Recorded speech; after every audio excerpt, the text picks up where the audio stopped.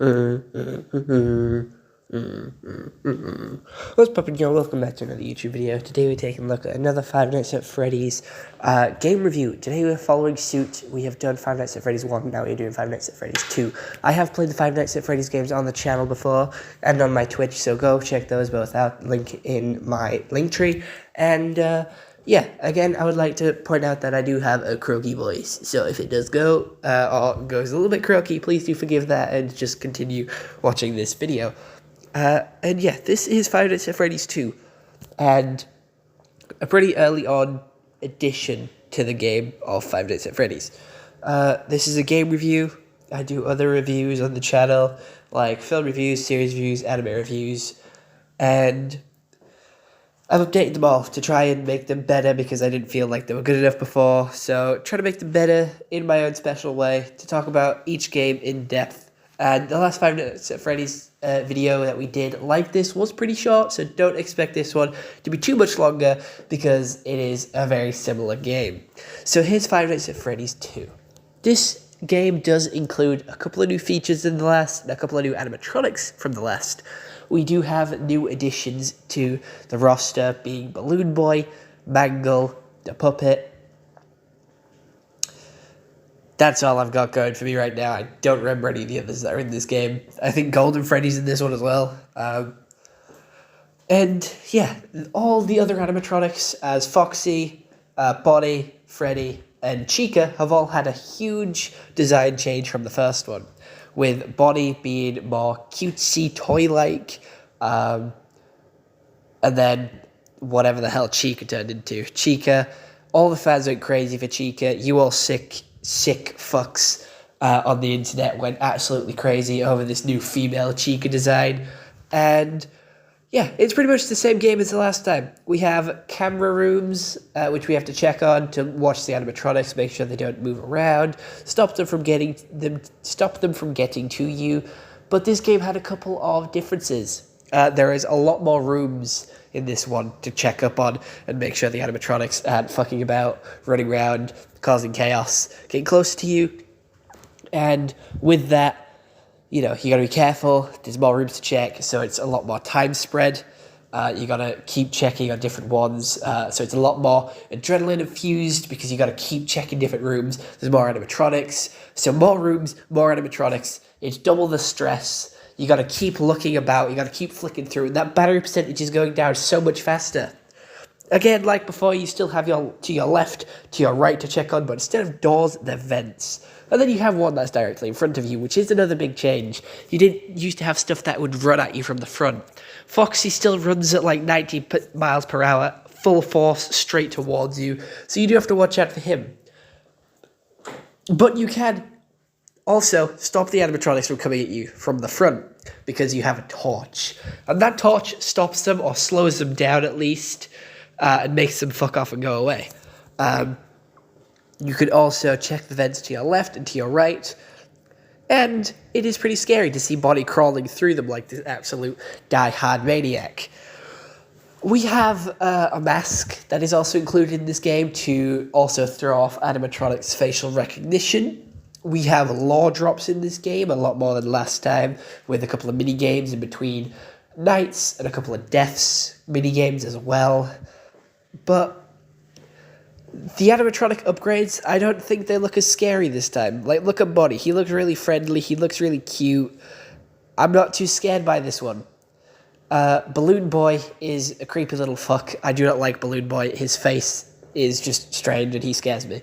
But Freddy, again, doesn't look too scary in this game until you get the nightmare stages where Bonnie has his face ripped off and Chica doesn't have a beak. Those two are quite freaky, and you can see them here, just to the right there.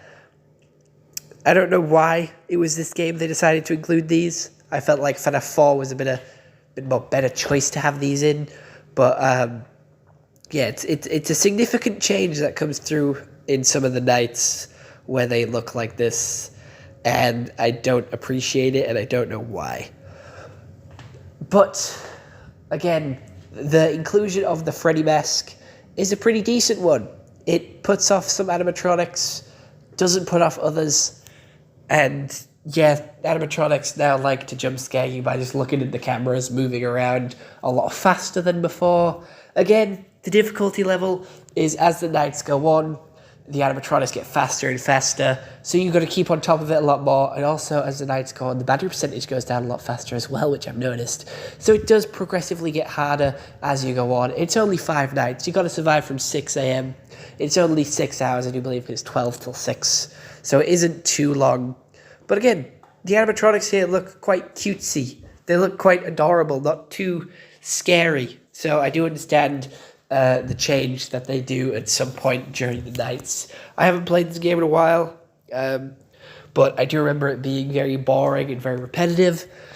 The puppet was my biggest fear, because I forgot to wind the box quite often. It was a task I often forgot about, because it's a new task that they added in. If you did not wind the puppet's music box, it would fly at you. And that is not good, that is scary. That is not appreciative.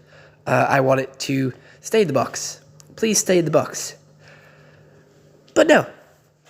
So that's where I ended up failing most times, and if you go back to watch my old YouTube videos on it, that would be the one that killed me the most. The lights and the button pressing, I get scared quite easily, so when getting in a panic, pushing the wrong button was often a mistake I made. So when I went for the light, I would probably miss it, push the wrong button, and then get jump scared and murdered. Not the ideal way to go, if I'm being honest. But the animation has got a lot better. All the animatronics look a lot better. The movements are more, like, sleek. Except the jump scares, because they stand in front of you, and it's quite slow, and it just looks like they're shaking you a little bit. It doesn't look too quick. It's quite slow. They tried to get more animation out of the jump scares. When the old ones worked fine, it was fast-paced, it was quick, it got you, it was scary. This time it just sort of wasn't as scary, because it wasn't as fast, wasn't as impactful. You could see them, like, there. They would just shake you a little bit and make a loud sound. It was the sound that got me more than anything, than the quick change of the character. But the controls, again, pretty easy controls to do. There's a lot more controls in this game with all the extra stuff that you have to do with the music box and all the extra rooms and the flashlight. But again, every night is the same. You just got to do it faster, and that does get repetitive and quite boring. So I do understand the addition of the little mini games that come through, because they do switch up the game a little bit, make it a little bit more interesting. But again, just the gameplay itself, very repetitive, quite boring. Not too much to it. They did add more stuff in the last game, so it was more stuff to learn, a new place, a new location, new animatronics.